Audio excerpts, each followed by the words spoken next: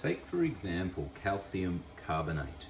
Calcium carbonate is unlikely to dissolve from your year 11 work because you've learnt that carbonates, unless they're group 1 metals, tend to be insoluble. So calcium, being a group 2 metal, you should be able to predict, notice I use the word unlikely, that this will be a compound that won't dissolve. So I have an anhydrous collection here, a sample of anhydrous calcium carbonate. There it is. Now if I put a bit of that on my spoon, spatula, I place that into water, you'll see straight away it's not behaving like salt would, where it would just quickly disperse and then at a microscopic level dissociate. Here my calcium carbonate is behaving quite strangely.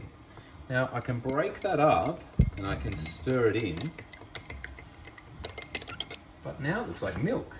I have a suspension and the calcium carbonate is certainly not dissolving. If you were doing a precipitation chemistry practical and you put two solutions together and you saw it turn this color, you would say that's a strong precipitate.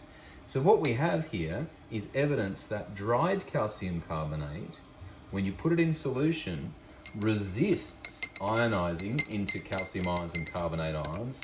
It's actually now just a suspension of smaller crystals of calcium carbonate undissolved. So our equilibrium reaction would start with calcium carbonate as a solid, equilibrium arrows, ions of calcium 2 plus carbonate 2 minus aqueous, but the position of equilibrium, where does it sit? It sits well to the left. Most of the compound remains intact as this calcium carbonate and hardly any of it ionizes. So our K expression would multiply the concentration of carbonate ions by the concentration of calcium ions, and because they're so small, there's hardly any that's ionized, our K number would be well less than 1, indicating that equilibrium sits to the left.